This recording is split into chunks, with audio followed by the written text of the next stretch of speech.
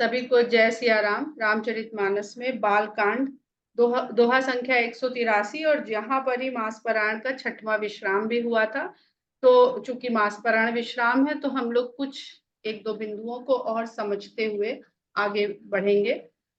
यहाँ पर नोट्स ही हैं मेरे, तो हम उनको एज इट इज पढ़ दे रहे हैं, बहुत ज्यादा उसमें समझाने की आवश्यकता नहीं है।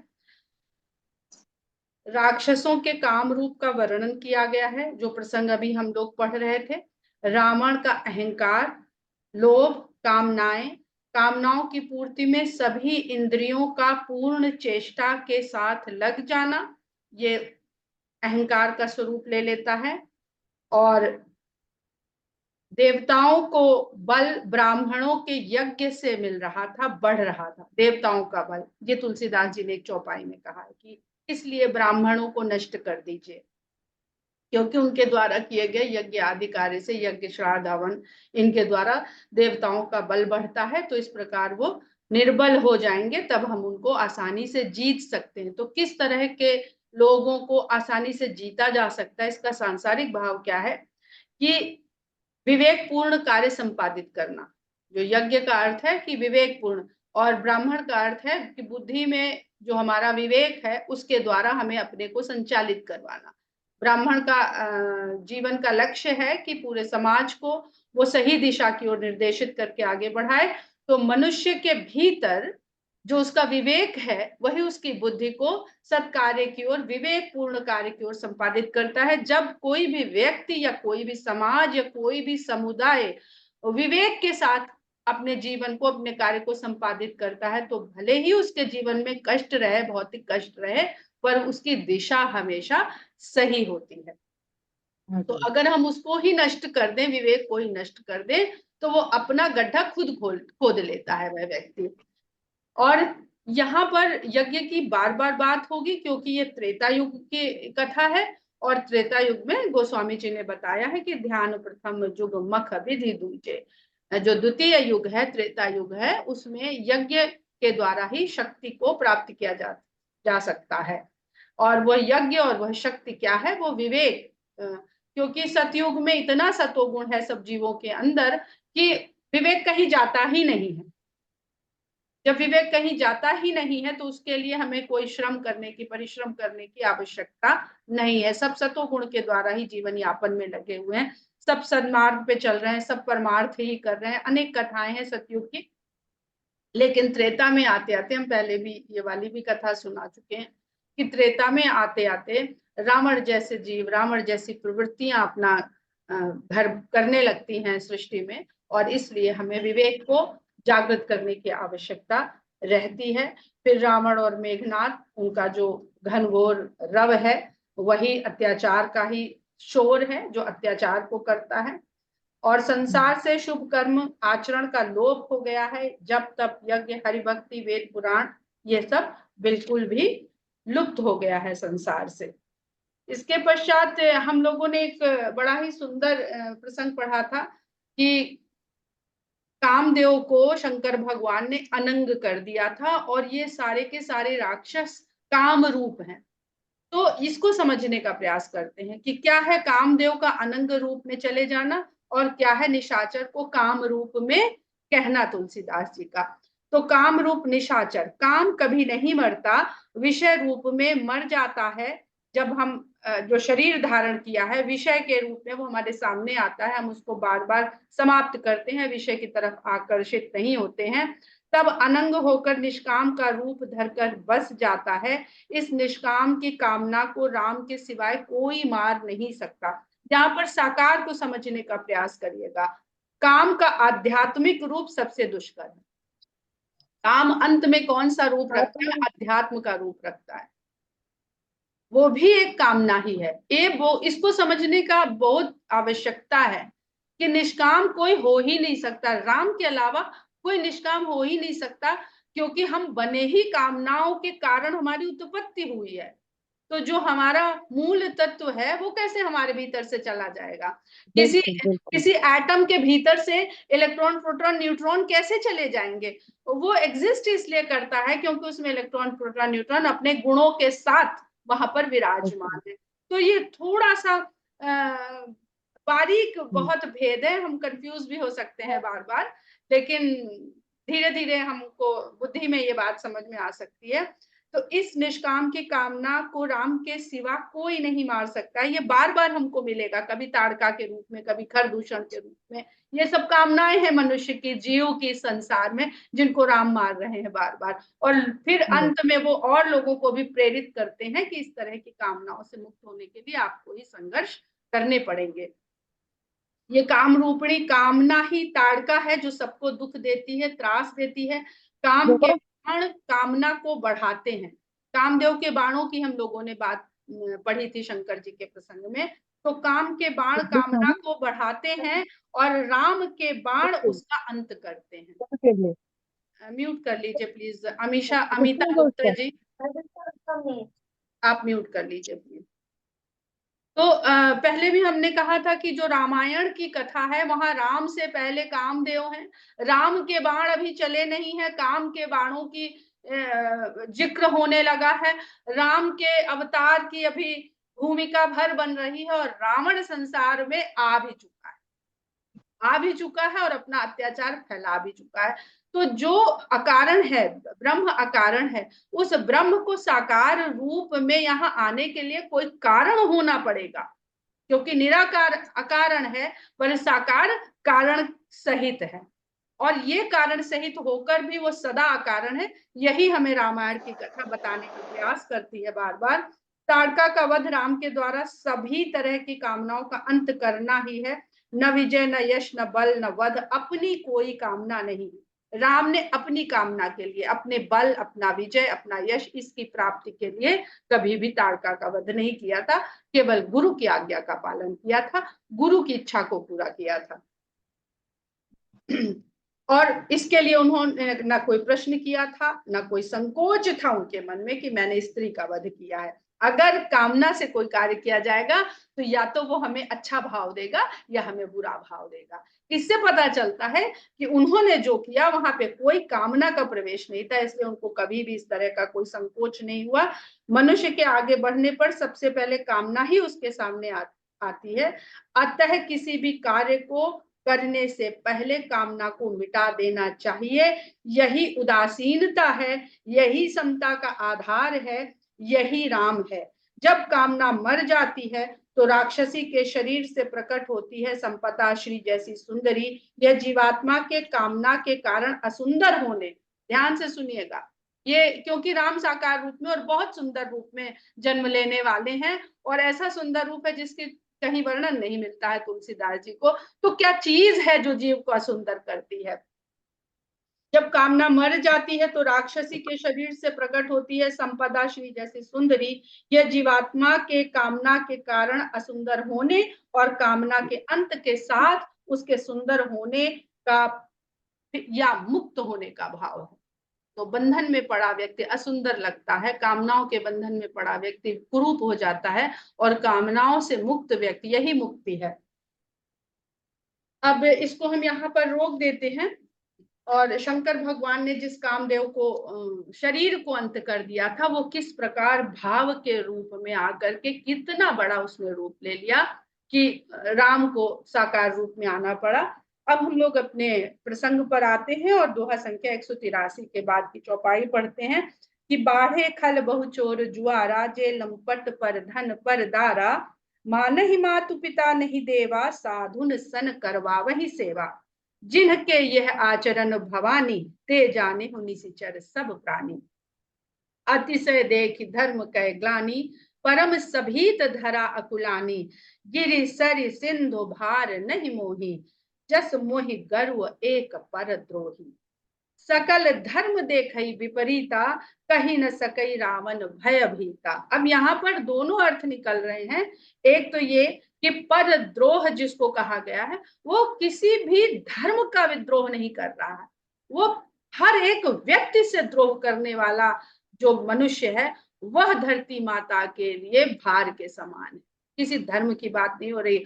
और सकल धर्म देखई विपरीता, वो सभी, अगर हम आधुनिक धर्म के संदर्भों की बात करते हैं, और किसी भी धर्म में ये नहीं लिखा है जाके कि किसी को कष्ट पहुंचाओ, किसी को पीड़ित करो, किसी को मार दो, खत्म कर दो, उसका अस्तित्व मिटा दो इस संसार से। ये कहीं नहीं लिखा है। छोटे छोटे जीव का, तितली का अपना धर्म है, मछली का अपना धर्म है, फूल का अपना धर्म है, कली का अपना धर्म है, पवन का अपना धर्म है। तो उस धर्म की भी बात होती है। और जो तथाकथित धर्म जिसको आज हम समझते हैं सबको फलने फूलने, तो जब सृष्टि में इतनी विविधता भगवान ने बनाई है तो यही समझाने के लिए बनाई है कि संसार विविधता से ही संपन्न हो सकता है। संसार में विविधता आवश्यक है। सब एक सा हो जाएगा तो सृष्टि चलेगी ही नहीं। सब गेंदे के फूल हो जाएंगे तो सृष्टि नहीं, उसी दिन खत्म हो जाएगी, क्योंकि हमारा इकोसिस्टम इस कदर बिगड़ जाएगा। तो प्रकृति हमें यही सिखलाती है, सकल धर्म देखई विपरीता, कहीं न सकई रावण भय भीता। धेनु रूप धरि हृदय विचारी, गई तहां जहां सुर मुनि छारी। अब ये लोग खुद ही छुपे बैठे थे, देवता और ऋषि मुनि लोग अपनी अपनी जान बचा के कहीं कहीं वन में, गिरी कंदराओं में, सब जगह छुप छुप के बैठे हुए थे। तो गाय का रूप धर के और हृदय में विचार करके कि इससे कैसे छुटकारा पाया जाए, इस पापी से, वो वहां गई धरती माता जहां देवताओं और मुनियों के समूह जहां पर रहते। अब इसमें हम धरती पे रहने वाले उन निरीह प्राणियों की भी कल्पना कर सकते हैं कि वो एक अपना समुदाय बना करके वहां गए कि भाई आप तो सबको शांति और मुक्ति का पाठ पढ़ाते हैं, आप बताइए कि हमारे जीवन में शांति कैसे आ सकती है। और धेनु रूप में जो कहा जाता है, तो गो का अर्थ इंद्रियां भी होता है संस्कृत में।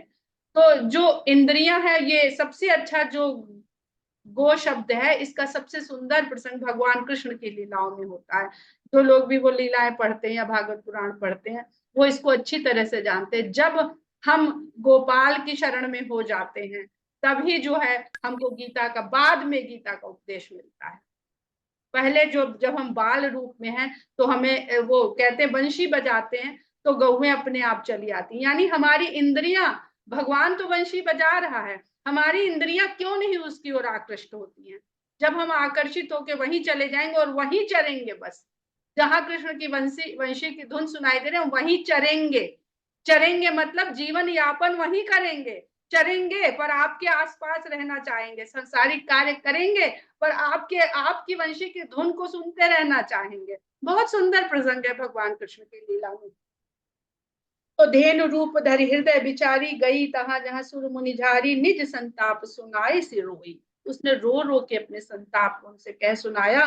काहू ते कछु काज ना, वो अपनी जान खुद ही बचाए पड़े। तो उन्होंने कहा भैया हमारे बस की बात, ये सब काम हमारे किए तो ना होएगा। सुर मुनि गंधर्वा मिली करी सरबा, गे बिरंच के लोका। तो फिर तब किसकी शरण में जाता है व्यक्ति? अपने पिता की शरण में, जिसने उसे इस संसार में भेजा है कि भैया हमें भेज तो दिया इस संसार में, पर अब हमारे लिए तो सब उलट पुलट हो गया, हम काहे को भेजा? दुनिया बनाने वाले क्या तेरे मन में समाई, काहे को दुनिया बनाई? तो हमें दुनिया वृत्ति बिगाड़ दी और यही डाल रखा है। तो सब ब्रह्मा जी के लोक में लोग पहुंचे, जिसमें सुर थे, देवता थे, ऋषि मुनि थे, गंधर्व थे। संग गोतनुधारी भूमि विचारी, परम विकल भय शोका। और उनके साथ में गौ का शरीर धारण किए हुए बेचारी धरती भी थी, जो शोक और भय के कारण परम व्याकुल थी। ब्रह्मा सब जाना मन अनुमाना, मोर कछु न बसाई। ब्रह्मा जी ने कहा, सब सुना, जान भी लिया, लेकिन अनुमान क्या लगाया कि ये जो कष्ट बता रहे हैं ये क्या मेरे वश की बात है? मैं इसका निवारण कर सकता हूँ? अब वो तो स्पेशलिस्ट तो किसी और काम के हैं, खाली सृष्टि रचने के, और प्रॉब्लम आ गई दूसरी। तो देखिए हम लोग जो साधारण जीवन में जब देखते हैं तो कोई आदमी ये कहता ही नहीं कि नहीं हम अयोग्य हैं, ये काम नहीं कर पाएंगे। वो नहीं जानता है तो भी कोई आ जाए तो कहता हाँ हाँ हम अभी करते हैं, कोशिश करते हैं। पर होना क्या चाहिए? जो आपका क्षेत्र नहीं है, जो आपका एक्सपर्टाइज नहीं है, जिसमें आपको उसमें मना कर देना चाहिए, हथियार डाल देना चाहिए। तो कहते हैं इसमें यहाँ पे मेरा तो कुछ वश में है नहीं, ये सब जो आप लोग अपने संकट और संताप और समस्याएं बता रहे हैं। जाकरी तय दासी सो अविनाशी, हमरे तोर सहाय। जिसकी तुम दासी हो, जिसके द्वारा तुम्हारा पालन पोषण होता है, वही वही अविनाशी तो मेरा भी सहायक है। यानी ये सृष्टि रचने में मेरी जो सहायता करता है वो वही अविनाशी है, वो तत्व है, वो पता नहीं कौन है। धरनी धरनी मन धीर कहा बिरंच हरि पद सुमिरु, जानत जन की पीर प्रभु भंजे दारुण। तो फिर ऐसे समय में जब बहुत संकट आता है और हम किसी बड़े बुजुर्ग के पास जाते हैं जिसने अपने अनुभव से बहुत जीवन देख रखा है, तो वो यही कहता है धीरज धरो, ये समय भी कट जाएगा, बुरा वक्त आया है तो ये भी एक दिन चला जाएगा। काल की ये सबसे बड़ी अच्छाई है कि वो ठहरता नहीं है, सदा आगे बढ़ता रहता है। तो कहते हैं धरती से कि तुम धीरज रखो और कह बिरंच हरि पद सुमिरु, भगवान के चरणों का ध्यान करते हुए ब्रह्मा जी धरती से कहते हैं कि तुम धीरज रखो, और वो जो सबकी पीड़ा को जानते हैं समझते हैं वही प्रभु ही इस दारुण विपत्ति का भंजन करेंगे, इस कष्ट से सबको मुक्त करा सकते हैं। बैठे सुर सब करहि विचारा, अब ब्रह्मा जी ने प्रिस्क्रिप्शन तो लिख दिया कि ये तुम्हारा भाई जो डॉक्टर है इस बीमारी का, ये फलाना है। अब वो रहता कहाँ है? तो बैठे सुर सब करहि विचारा, कह पाइए प्रभु करिए पुकारा। तो सब फिर बैठ गए जस के तस वहीं पर ब्रह्मा जी के लोक में और विचार करने लगे कि ये मिलेंगे कहाँ, जिनके लिए आपने लिख दिया है कि जो अविनाशी हैं और आपके भी वही सहायक हैं। और पुकारने लगे, पुर बैकुंठ जान कह कोई, को कह पयन दे बस प्रभु सोई। किसी ने कहा कि ऐसा सुनते हैं कि वैकुंठ लोक में उनका निवास है। कोई कहता नहीं नहीं, हमने तो सुना है कि क्षीर सागर में रहते हैं। अब ये क्षीर सागर अभी तक तो ढूंढ नहीं पाए हमारे साइंटिस्ट कि कहाँ पर वो क्षीर सागर है और कहाँ पर वो वैकुंठ लोग है, इसीलिए कहते हैं कि वो सब कोरी कल्पना है। जिस बात को आप देखते नहीं है, हम अपनी बुद्धि पर ही निर्भर करते हैं और बुद्धि हमारी इंद्रियों पर निर्भर करती है। एक सीमा की दूरी और एक सीमा का ध्वनि, उससे अधिक और उससे कम हम सुन नहीं पाते हैं, तो हम कह देते हैं सब कपोल कल्पना है, कथा है, कहानी है। तो ऐसे ही हम लोग अपने अपने प्रयास लगा रहे हैं। तो जाके हृदय भगति जस प्रीति, प्रभुतः प्रकट सदाते ही रीति। तो कोई कहते हैं कि जिसकी अभी हम लोग इतने दिन से बात कर रहे थे कि आप जैसे होते हैं आपका वैसा ही भगवान। तो यही तुलसीदास जी भी लिख रहे हैं कि जिसके हृदय में जिस तरह की प्रीति और भक्ति होती है भगवान के लिए, वो उसी के अनुसार उसके लिए वैसे बन जाते, वैसे ही प्रकट हो जाते हैं। तेई समाज गिरिजा में रहूं, अवसर पाई बचन एक कहूं। तो शंकर भगवान पार्वती जी से कहते हैं कि हे गिरिजा, उस समाज में मैं भी उपस्थित था, मौका पाते ही अवसर पाते ही मैंने भी अपनी बात रखी और क्या कहा कि हर व्यापक सर्वत्र समाना, प्रेम ते प्रकट हो जाना। कि मुझे तो एक ही सूत्र और सिद्धांत पता है कि वो सब जगह व्याप्त है और उसको प्रकट करने के लिए केवल और केवल प्रेम चाहिए।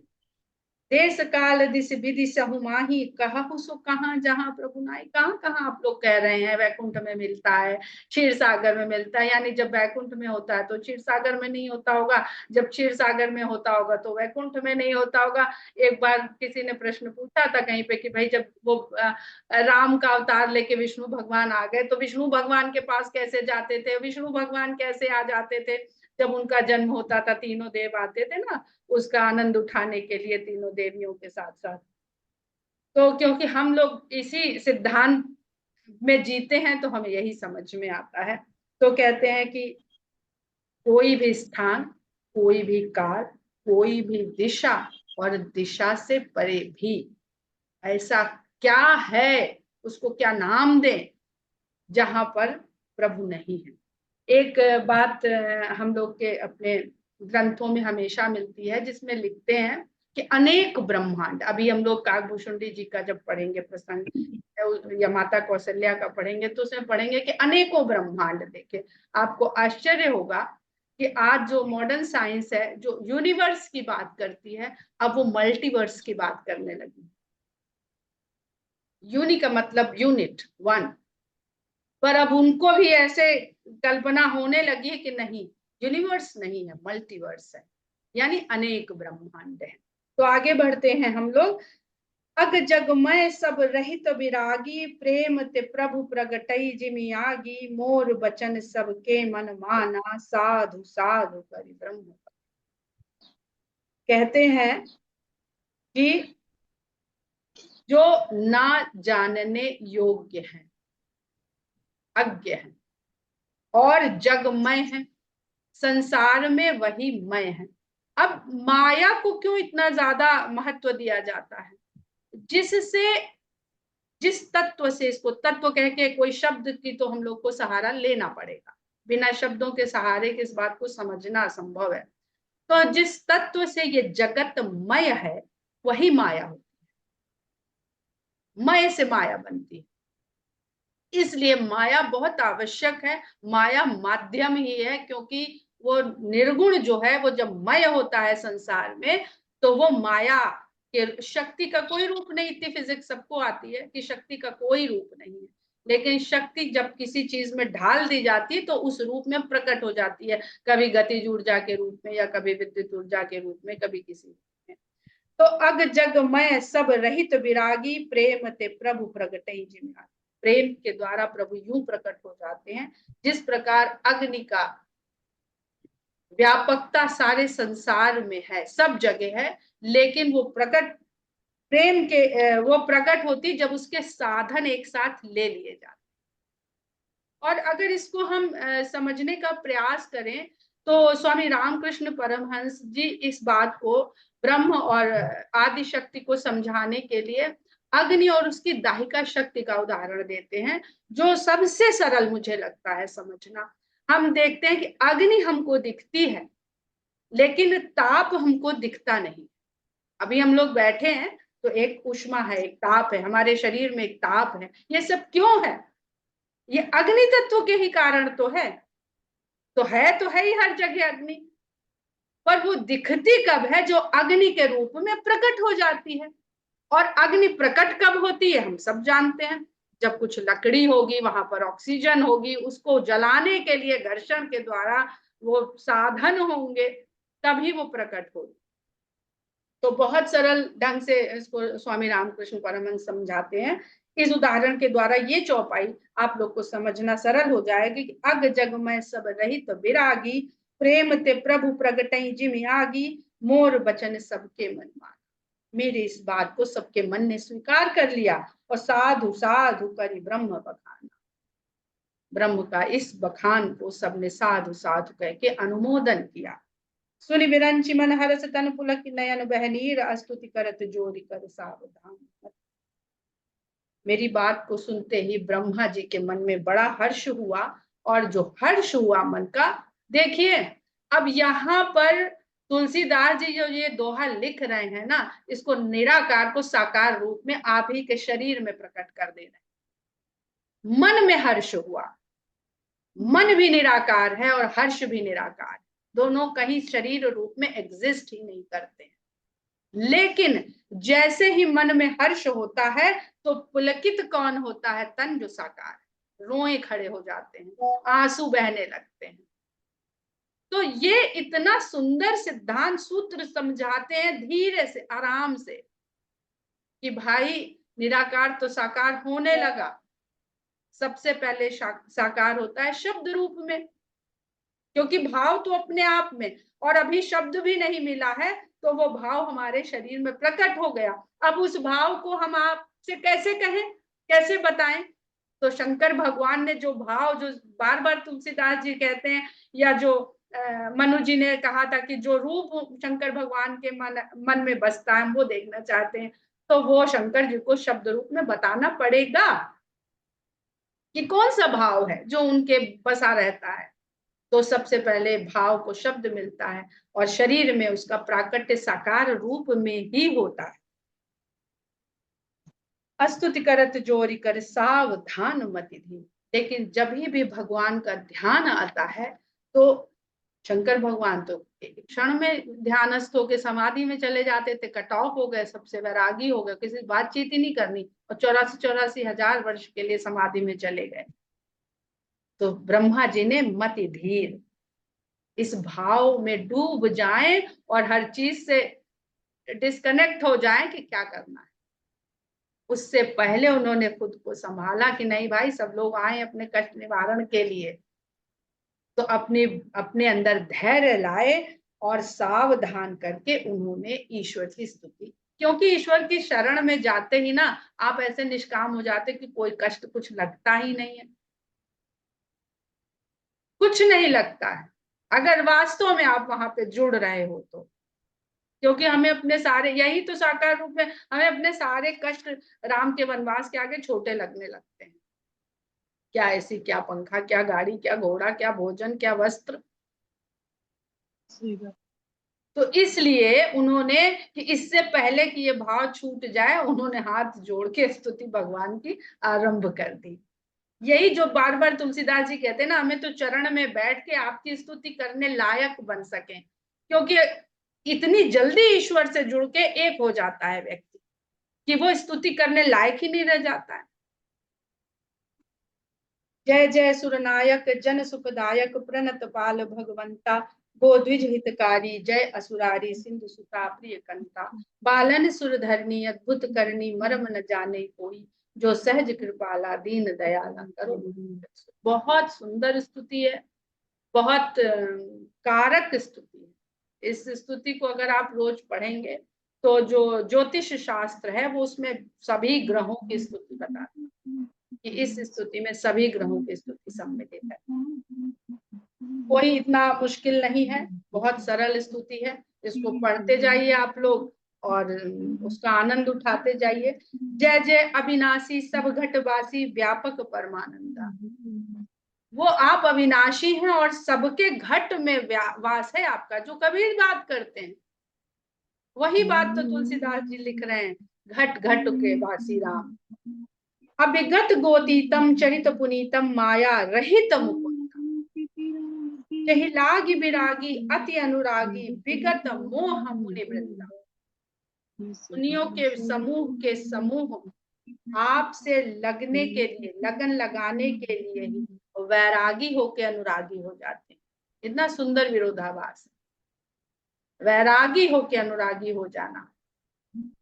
निस बासर ध्यावही, रात और दिन आपका ही ध्यान करते हैं, गुण गण गावही, आपके गुण समूहों का गायन करते हैं।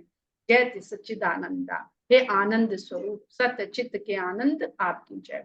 अब यहीं पर देखिए नारद जी ने क्या गलती करी थी कि गुण गण गावही नहीं, निज गुण गाने लगे थे कि भगवान हमने तो सब जगह बताएंगे, हमने तो कामदेव को जीत लिया, हमने तो कामदेव को जीत लिया, तो भटक गए ना तुरंत ही।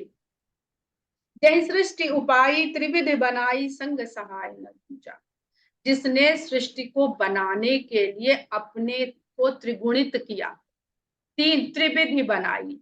अब इसमें ब्रह्मा विष्णु महेश भी हैं, इसमें तीन गुण भी हैं, इसमें किन किन तीन चीजों में उसने स्वयं को बांट दिया, वही शक्ति, वही जो किसी को दिखती नहीं है।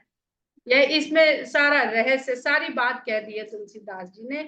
जय सृष्टि उपाई त्रिविध बनाई संग सहाय न दूजा, सो करो अघारी चिंत हमारी जानी भगति न पूजा। ना हम भक्ति जानते हैं ना पूजा जानते हैं, हे पाप के शत्रु हमारी चिंता आप ही कीजिए, जो भव भय भंजन मनोरंजन गंजन। तो संसार के सभी भय को नष्ट करने वाले हैं और मुनियों के मन को आनंद देने वाले हैं। गंजन विपत्ति बरूथा, इन विपत्तियों के समूह का आप ही नाश कर सकते हैं। मन बच क्रम बानी छाड़ सयानी शरण सकल सुर, सभी देवताओं के समूह मन वचन और कर्म से सयानापन छाड़ के कि हम ये कर सकते हैं, इस बात को हम त्याग दे रहे हैं और आपकी शरण में आए हुए हैं। शारद श्रुति से ऋषय अशेषा जा कहूं को नहीं जाना, क्योंकि जो जिससे उत्पन्न है वो ये देख ही नहीं पा रहा कि उसको उत्पन्न करने वाला है कौन, वो कैसा दिखता है, तो कोई नहीं जानता है, न शारदा न वेद न शेष न ऋषि। और शेषा और अशेषा शब्द का बहुत सुंदर वर्णन किया है तुलसीदास जी ने कि शेष अगर लक्ष्मण है या शेष नाग है तो अशेषा कौन है और शेष कौन है, इसकी हम लोग बहुत बार चर्चा कर चुके हैं कि जब ब्रह्म है वो मानव रूप में आ जाएगा तो पूर्ण रूप में नहीं आएगा, कुछ ना कुछ शेष रह जाएगा। अगर हमने कह दिया पूर्ण हो गया तो फिर वो अनंत नहीं रह गया। इसलिए लक्ष्मण जी को तुलसीदास जी ने कई बार अनंत कह के संबोधित किया है। आगे चौपाइयों में आप लक्ष्मण जी के लिए अनंत शब्द को भी पाएंगे। जय दीन प्यारे वेद पुकारे द्रवौ सो श्री भगवान। हाँ, लेकिन वेद ऐसा पुकार पुकार के कहते हैं कि दीन जन ही आपको प्यारे हैं, ऐसे श्री भगवान आप हम सबके ऊपर दयालु। तो अपने भीतर दीनता का भाव लाइए। दीनता का भाव अर्थात अहंकार से मुक्त रहिए। हम आपको जहां अपनी सामर्थ्य, जहां सक्षमता नजर आ गई तो अहंकार का समावेश हो गया। भव बारिधि मंदिर सब विधि सुंदर, गुण मंदिर सुख कुंजा। ये समुद्र मंथन का पूरा यहाँ पर जीवन के रूप में, ये समुद्र मंथन हमारे जीवन में, सबके जीवन में चलता रहता है। और इसके बहुत बहुत इसकी इतनी व्याख्याएं हैं। योग में भी समुद्र मंथन की अलग व्याख्या है सुषुम्ना नाड़ी को लेकर के। मंदराचल पर्वत क्या है हमारे हमारे शरीर में, जब हम लोग मूलाधार पे बैठते हैं और उसके बाद योग अपनी कुंडलिनी को जागृत करते हैं, ये योग की परिभाषाएं हैं। और जीवन में नित्य ही हम कुछ ना कुछ मंथन करके विष और अमृत को प्राप्त करते रहते हैं। शंकर भगवान की तरह हम मांगे अपने भीतर कि हमको विष लेना पड़े इस जीवन में तो हम ले, तो पर उसको व्याप्त न होने दें अपने भीतर, उस जहर को चढ़ने ना दें अपने अपने दिमाग में, अपनी बुद्धि में, जो क्रोध और काम के रूप में विष हमारे भीतर घुस जाएगा। वहां चंद्रमा की शीतलता को धारण करते रहिए, यानी संतुलन है। गरल अगर गर्म है तो चंद्रमा शीतल है, वो शीतलता और गरलता का संतुलन बना रहना चाहिए। भव बारिधि मंदिर सब विधि सुंदर, गुण मंदिर सुख कुंज। आप सुख के पुंज हैं, सारे सुख आपसे ही प्राप्त होते हैं, गुणों के मंदिर हैं। मुनि सिद्ध सकल सुर परम दयात, नमत माथ पद कंचा। हम सभी सिद्ध जन मुनि सारे देवता परम भयातुर होकर के आपके चरण कमलों में मस्तक नवाते हैं। यहाँ पर हम लोग आज विराम देते हैं क्योंकि समय भी हमारा पूरा हो गया है। दोहा संख्या 186 हम लोग कल पढ़ेंगे। जय सिया राम।